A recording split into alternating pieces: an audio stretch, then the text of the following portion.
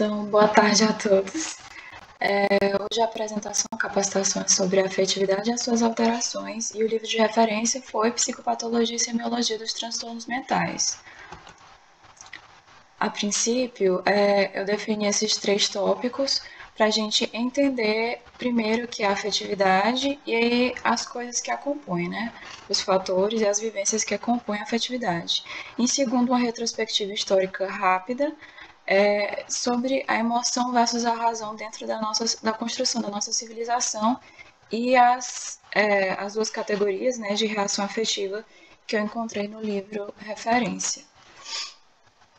Em relação à afetividade, eu encontrei uma certa dificuldade, até mesmo do livro, em definir com exatidão o que seria o termo afetividade.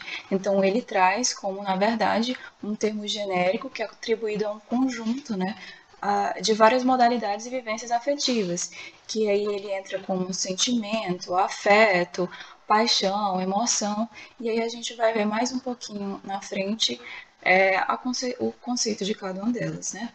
Ele traz essa dimensão psíquica que dá cor, brilho e calor a todas as vivências humanas. Então, como a gente consegue observar inicialmente, tem-se esse aspecto filosófico, essa análise mais subjetiva sobre esse tema.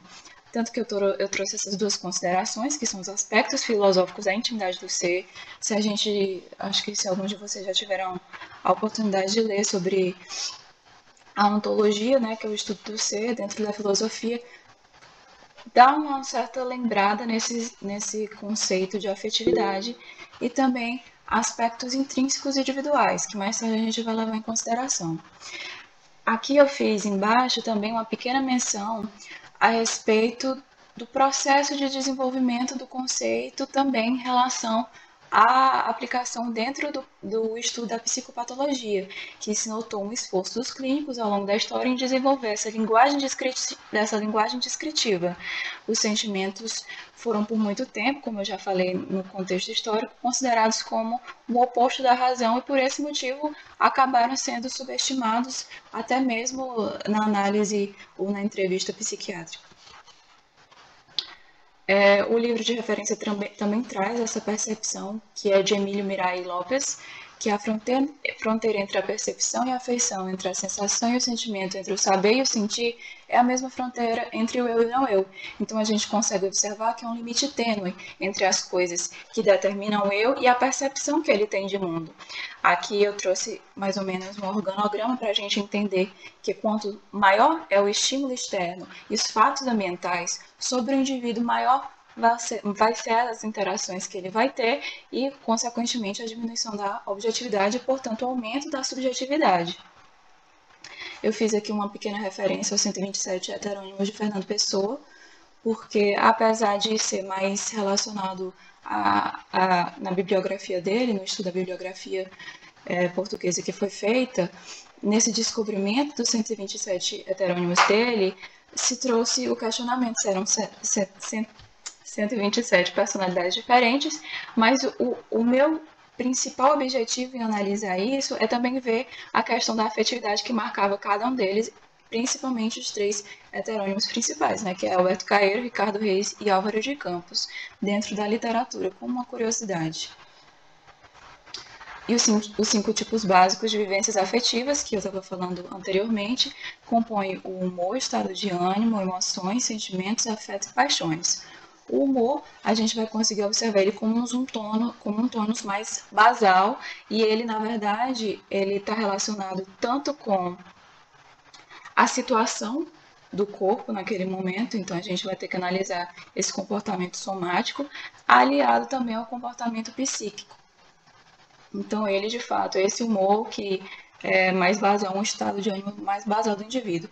A emoção é um estado afetivo intenso de curta duração e, geralmente, é originado de situações externas ou internas, e elas podem ser conscientes, não conscientes ou inconscientes. O sentimento já é um estado de ânimo que é configurado como mais estável em relação às emoções, e eles estão mais ligados aos conceitos intelectuais, essa formação mais bem definida, digamos assim. os afetos são os tons emocionais que acompanham a ideia. Então, eu achei interessante isso, né? Porque o afeto é aquilo que está acoplado à ideia. Seriam, assim, um componente emocional de uma ideia. E as paixões, como a gente já tem noção historicamente, né? A gente cresce ouvindo isso, é o estado afetivo extremamente intenso. É aquilo que geralmente toma toda a atenção do indivíduo e acaba direcionando ela somente em um sentido. Aqui, a retrospectiva histórica, a gente tem uma divisão entre duas linhas de pensamento, uma que na verdade, considera a emoção como um empecilho à razão ou ao processo de construção do conhecimento. E já uma outra, que é uma dimensão que a considera como uma dimensão emocional no contato, essa dimensão, que considera essa dimensão emocional do contato com o ser humano, na verdade, como importantíssima no processo de formação do conhecimento, visto que ela contribui no ponto de vista empático. Então, o fato de você ter as emoções e entender e se colocar no lugar do outro pode favorecer ao processo de construção do conhecimento. Então, aqui eu coloco existencialistas que supervalorizam a dimensão emocional dentro do processo de formação do conhecimento e é aquela que considera, inclusive, que não só os sentimentos positivos, mas os sentimentos negativos também são importantes dentro desse processo de construção do conhecimento. E aí a gente vê a frase de Blaise Pascal, que é bastante antiga, há razões que a própria razão desconhece, já fazendo uma certa referência àquilo que foge do controle da razão.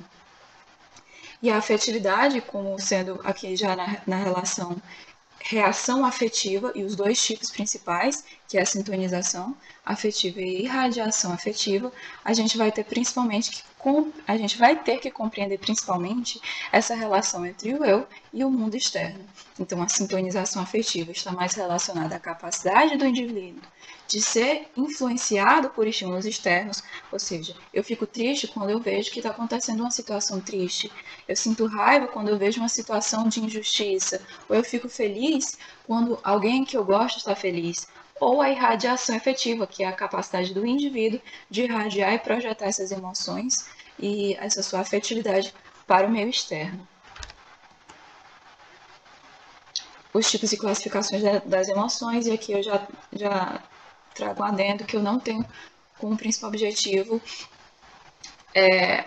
a finalidade de totalmente abranger o tema, porque é um assunto bastante complexo e eu acredito que é extremamente importante, inclusive quando a gente vai conseguir analisar as classificações para aplicar dentro da psicopatologia. Então, inicialmente a gente vai ter essa divisão de emoções positivas e emoções negativas, que mais tarde foi considerada uma classificação arbitrária e pautadas mais nos valores sociais e culturais do indivíduo, as positivas sendo aquelas mais relacionadas à socialização, resultando da gratificação, o resultado de um desejo ou necessidade que foi satisfeito, e a negativa, como a repulsa, a raiva e a agressividade. Num segundo momento, a gente tem uma classificação que é aquela dos construtos de Research Domain Criteria, que são baseados nos construtos passíveis de investigação e abarcam as dimensões genética, genômica, biológica e neurofisiológica, né? Um contexto mais criterioso de fato, estabelecendo um sistema com polaridade afetiva, valência negativa e valência positiva. Da mesma forma como o outro, as valências, no caso a valência negativa, está relacionada a uma ameaça aguda, a um medo, a uma ameaça potencial ou constante e experiências de perda, que podem ser transferíveis. Mais tarde a gente também vai ver algumas teorias das emoções. E a valência positiva relacionada também à motivação, como aquela outra, como resultado de um desejo e necessidade satisfeito, essa está mais relacionada à motivação de aproximação, aprendizagem e também aquele sistema de recompensas. Essa aqui, que na verdade é uma das mais conhecidas dentro do estudo da psicopatologia, da afetividade principalmente, é aquela que é classificada em emoções básicas ou primárias, secundárias e de fundo. As emoções básicas ou primárias se basearam no estudo primeiramente de Paul Ekman. Teve vários pesquisadores que contribuíram nessa pesquisa, mas o objetivo principal da pesquisa dele era conseguir depreender se de fato haviam emoções universais, que era uma coisa bastante questionada. E a pesquisa dele se baseou principalmente em quê? Se eu não me engano, uma tribo indígena, ele foi com um professor dele, e lá eles contavam histórias para a tribo, e a partir desses contos de histórias, eles conseguiam fotografar microexpressões ou expressões, e a partir daí fazer um traçado de emoções que seriam emoções universais. Inicialmente ele determinou que seriam 6, e mais tarde foram ampliados para 11, se eu não me engano. Aí ele estabelece o disfarce dessas emoções por expressões culturalmente aceitas. Aqui eu trago essa pequena referência porque muito se levou em consideração nesse trabalho, nessa pesquisa que foi realizada, inclusive a influência também da evolução, exatamente, da evolução, que é a teoria do Charles Darwin, e aí ele, na verdade, considera que isso é extremamente, essas microexpressões e essas emoções, na verdade, universais, são extremamente importantes e essenciais no processo de evolução e sobrevivência entre as espécies. E ele demarca, inclusive, esse é o papel da foto aqui, demarcar essa aproximação entre algumas expressões entre as espécies de primatas e os seres humanos.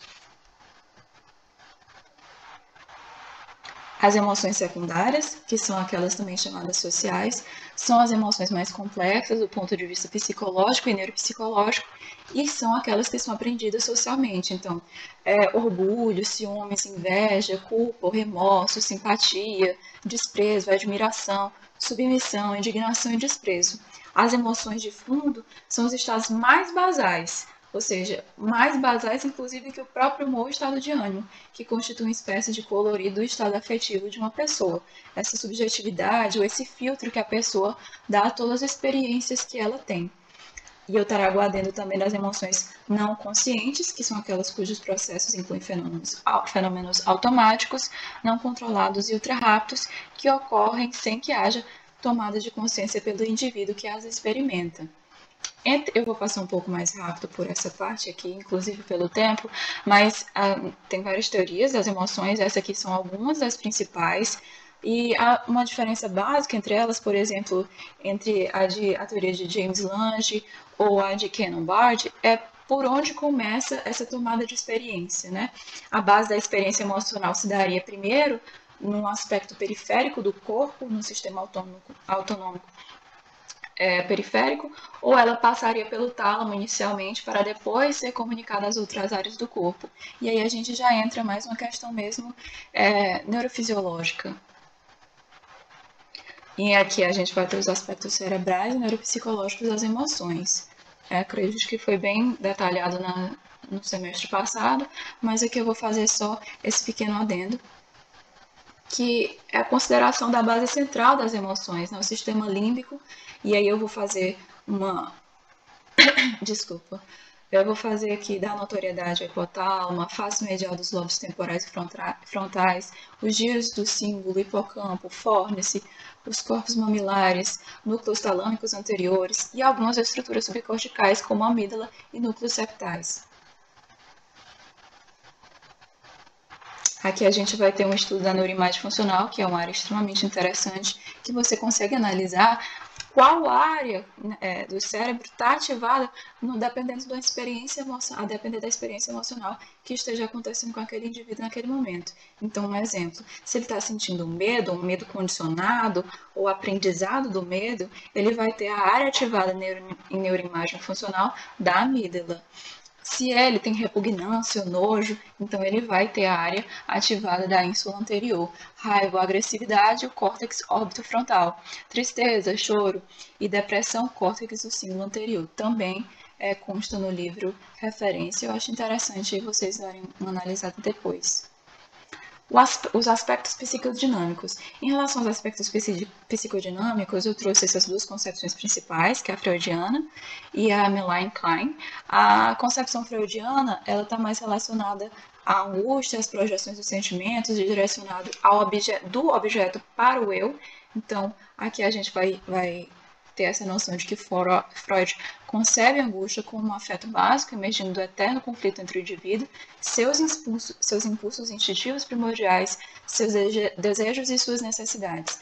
Aqui também aparece como resultado das restrições impostas pela sociedade. Então a gente analisa desde esse princípio como o ser humano está nessa linha tênue entre concretizar os desejos internos ou ser, de alguma forma, taxado ou punido socialmente, e também essa outra dicotomia que se estabelece entre o objeto de desejo, de admiração ou de ódio, segundo a concepção freudiana, e a perda. Quando se perde esse objeto, ou existe um afastamento desse objeto, dessa pessoa, que é ponto de referência ou admiração, existe sim o surgimento de sintomas de melancolia, autoacusações, sentimentos de culpa e de fracasso, e até sim, a autopunição, em várias formas, né, de diversas formas, principalmente com a forma de descuidado consigo próprio, a perda do apetite e comportamentos suicidas, que é uma coisa, um traçado, né, que a gente vai conseguir analisar mais tarde dentro da psicopatologia.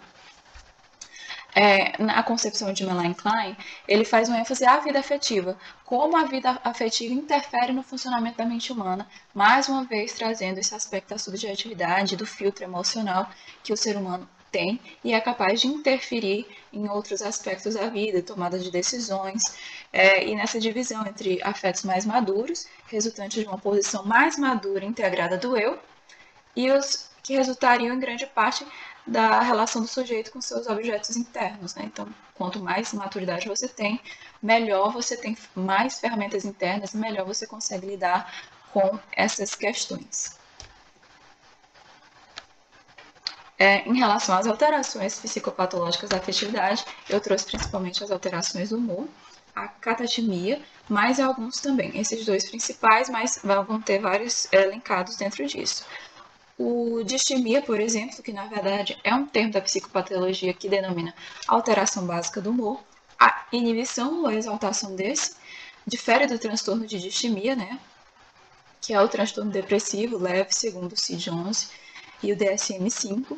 E os termos clássicos, na verdade, distimia hipotímica e melancolia, que também tem o distimia hipertímica, têm sido substituídos pelo termo depressão, ou polo depressivo, fazendo referência ao polo depressivo. A distimia hipertímica ou expansiva, eufórica, está fazendo referência à exaltação patológica do humor, que é o polo maníaco. A disforia já se configuraria como uma distimia associada à tonalidade afetiva desagradável, esse mau humor, essa irritação, a amargura, a agressividade e desgosto, relacionado mais a esse aspecto social, né? A euforia, que é o estado de alegria patológica, o humor exagerado, a alegria intensa, incompatível às circunstâncias.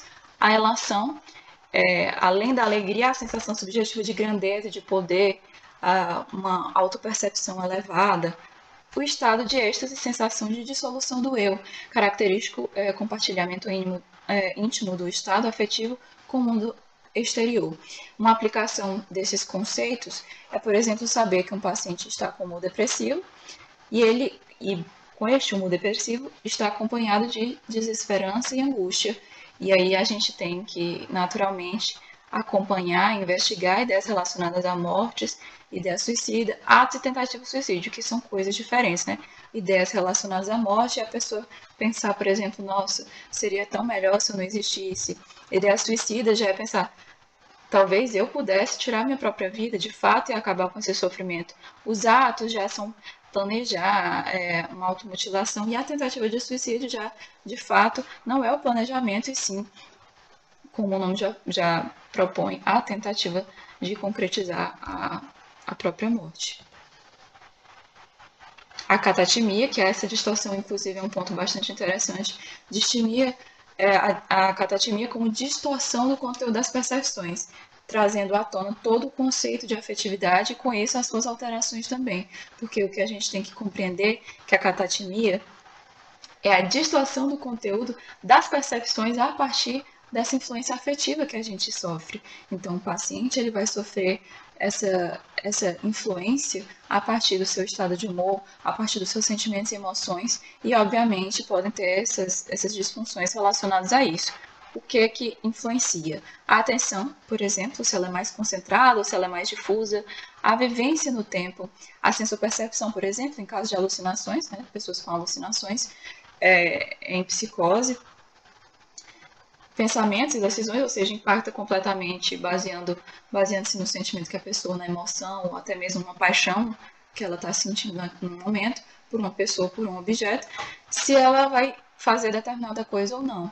E a memória, que também é uma coisa que já foi um ponto, né, que já foi estudado anteriormente aqui nas capacitações passadas, se ela vai ser detalhada ou se ela vai ser pobre, se ela vai ser cheia de detalhes, rica, né, em detalhes, ou se ela não vai ter tantos detalhes assim.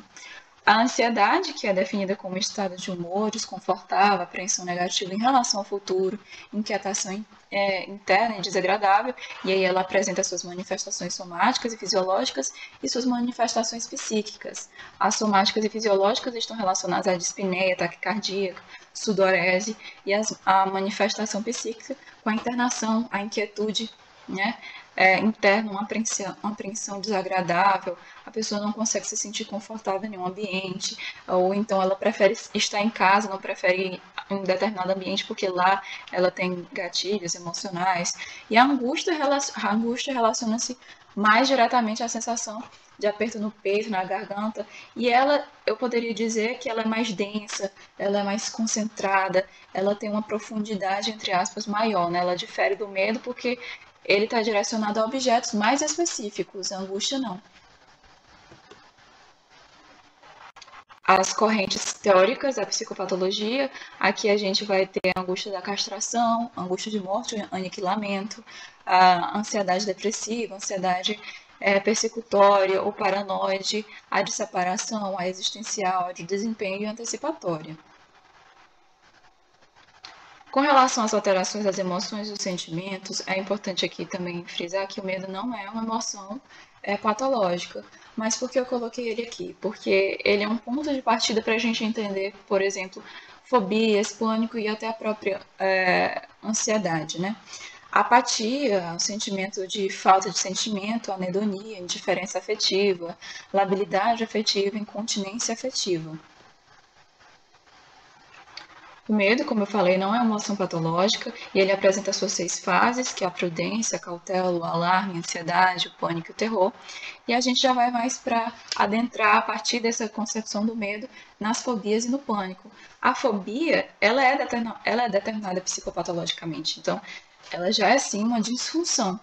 Ela é desproporcional, incompatível com as possibilidades de perigo real que determinada coisa oferece à pessoa. Então, uma fobia simples, uma fobia de aranha, por exemplo, ou de barato, uma fobia social, uma agorafobia e uma claustrofobia, que também é bastante conhecida. Já o pânico, ele é mais comumente manifesto em crises de pânico, que são as crises agudas e intensas de ansiedade, mas esse medo intenso de morrer ou de perder o controle da sua mente, né? E as apresentações, manifestações também corporais, como ataque cardíaco e sudorese. Esse medo estaria alicerçado principalmente na questão do desamparo. Aí a gente pode fazer uma referência, por exemplo, à concepção freudiana, a concepção de desamparo, principalmente por ser geralmente atribuída aos pais, principalmente à mãe, por não ter essa questão, por a pessoa não se sentir, ou o paciente não se sentir seguro, ou não se sentir de fato amparado em momentos de angústia, por esses pilares fundamentais dentro da sua vida, né? Esses pilares de referência. A apatia é o sentimento de excitabilidade emocional, não poder sentir nem alegria, nem tristeza, nem raiva, nem nada. Então, é uma perda de motivação completa. A pessoa não sente necessidade, nem desejos, sonhos ou vontade de alcançar algum objetivo. Aqui eu trago que ela é presente na esquizofrenia, na doença de Parkinson e na demência de Alzheimer.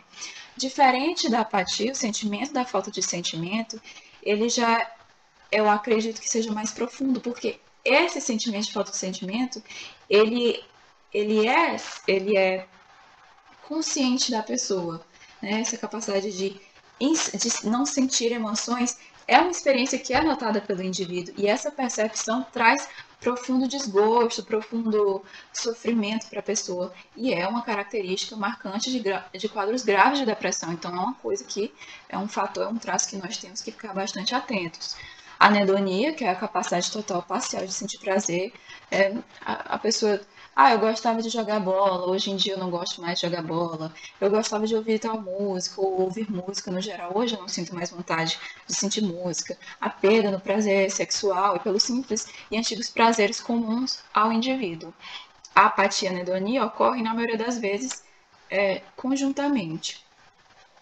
Já a indiferença afetiva, que é essa frieza incompreensível diante dos sintomas que o paciente apresenta, eu achei considerável trazer ela aqui, porque ela parece de alguma forma estar ligada ao inconsciente do paciente. Ele sabe que está doente, ele sabe de alguma forma, mesmo que no seu subconsciente ou no seu inconsciente, que os sintomas que ele apresenta podem ser revertidos, porque na verdade são sintomas psicogênicos e potencialmente reversíveis, né? Como por exemplo, inclusive foi um tema da capacitação passada, do semestre passado, a minha, que é a paralisia das pernas, que na verdade é um sistema de somatização, né? Algo está errado, a pessoa muitas vezes, por um processo de alexitimia, não consegue definir as suas emoções e não cria ferramentas internas para lidar com aquilo, acaba de alguma forma somatizando isso, né? A labilidade afetiva e a incontinência afetiva. Na labilidade afetiva, o indivíduo oscila de forma abrupta, né, rápida, inesperada, de um estado afetivo para o outro. E esse paciente, ele pode estar falando algo aqui muito simples, falando de uma forma sutil, amena, e instantaneamente começa a chorar, e logo depois passa a sorrir e depois volta a ficar tranquilo. Existe essa instabilidade, né? Na incontinência afetiva é diferente, o indivíduo não consegue conter a forma como ele reage, né? A sua reação efetiva. Por isso que a reação efetiva, o termo de fato, a definição de reação afetiva, lembrando entre aquela irradiação ou no caso, a irradiação, ou quando ele mesmo absorve essas interferências externas, ele sofre essas interferências externas. Para cá é importante, porque a gente vai estar aplicando dentro dos quadros patológicos. A resposta efetiva, no caso da incontinência afetiva, ela geralmente não é, vamos dizer assim, compatível com aquilo que está acontecendo. E ela acaba transbordando, né? É sempre uma reação muito desproporcional àquilo que está acontecendo naquele momento. Afetos alterados nas psicoses, e a gente vai ter alguns exemplos, a hipomodulação do afeto, que é a incapacidade do paciente de modular a resposta afetiva de acordo com a situação existencial, o distanciamento afetivo e a pobreza dos sentimentos, que é a perda progressiva e patológica das vivências afetivas. Aqui a gente vê, eu posso até fazer esse adendo, nos casos de Alzheimer, né? A pessoa acaba perdendo a memória, e muitas vezes a memória está, sim, de fato ligada aos sentimentos, tanto que tem a memória afetiva, né? E o embotamento afetivo e devastação afetiva, que é a perda profunda, a devastação de todo tipo de vivência afetiva, também é observável no paciente com Alzheimer, eu acredito, e ambivalência afetiva, o indivíduo sente ao mesmo tempo ódio, amor, rancor e carinho por alguém. Essa desarmonia profunda nas vivências psíquicas dele e de alguma forma também está relacionado a uma alexitimia, porque ele não sabe denominar, não sabe trabalhar essas emoções dentro de si. A inadequação do afeto, ou paritmia, a ataxia intrapsíquica, que é a contradição profunda entre as esferas ideativa e a afetiva, e a noetimia, que sentimentos e experiências afetivas inteiramente novos, geralmente vivenciados por pacientes em estados psicóticos, porque eles acabam tendo experiências jamais imaginadas, completamente fruto da própria doença, e consequentemente, ele vai ter, entre aspas, esse neologismo, né? Não seria um neologismo, mas são sentimentos completamente novos, né? O diagnóstico. Aqui eu trago um traçado principal. Então, por exemplo, no transtorno de depressão, a gente vai conseguir analisar uma tristeza. No quadro de depressão, bastante profunda. A gente vê aquela pessoa que é completamente apática e ela de fato percebe aquela falta de sentimento dela, a falta de prazer por alguma coisa que ela gostava bastante, uma autoflagelação, condenam a si próprios, desesperança, autoestima ruim ou péssima. Já na demência, por exemplo, é diferente. Existe uma apatia, um humor deprimido, que são sintomas mais frequentes. Essa aparência triste e chorosa, e a gente faz referência principalmente à importância da entrevista psiquiátrica, que foi visto, e aconselho o pessoal que entrou agora a procurar os slides e ver depois, a gente pode até disponibilizar, que é a importância de notar a aparência do paciente, né, a forma como ele se apresenta. E aí também tem um traçado característico das demências, que é a anedonia, que é a diminuição do interesse e por coisas que eram de fato interessantes à pessoa e depois passam não passam a ser, e também as questões relacionadas ao prazer. A pessoa perde prazer por várias coisas que lhe davam prazer anteriormente. Dentro dos transtornos de personalidade, a gente vai ter o humor disfórico, sentimentos crônicos ou recorrentes de vazio, humor infantilizado ou superficial, essa desconfiança e hipersensibilidade a estímulos emocionais. E na esquizofrenia, sentimentos de estranhamento, neutimia, ambivalência afetiva, perplexidade patológica, humor delirante, sentimentos de perseguição, que são bastante comuns, e embotamento e vazio afetivo. Na mania, eu vou falar bem rapidinho, porque eu acredito que a gente já esteja com 31 minutos. É um humor alegre, às vezes eufórico, exaltado, e a alegria é substituída pela irritabilidade ou raiva. Então a gente vai ver que existe sim uma, uma não compensação, né? Não existe uma não correspondência adequada à situação. E ela, a ação do eu, sinto-me poderoso, jamais me senti igual, nunca estive melhor na minha vida, e por isso ele pode achar que não tem nada e que na verdade ele está bem. E aqui a semiotécnica da afetividade, que também faz parte um pouco na verdade, faz bastante parte da entrevista psiquiátrica. Então, é analisar as perguntas que devem ser feitas para analisar um humor ansioso, um humor irritado, um humor triste, apático, inibido, emoções e sentimentos que são variados, como a gente viu, que são extremamente importantes dentro dessa definição e dentro da análise do quadro do paciente. Aqui foram as referências bibliográficas mais utilizadas, principalmente o livro de referência que eu coloquei no início. E é só, pessoal. Eu quero parabenizar a Lauren pela apresentação.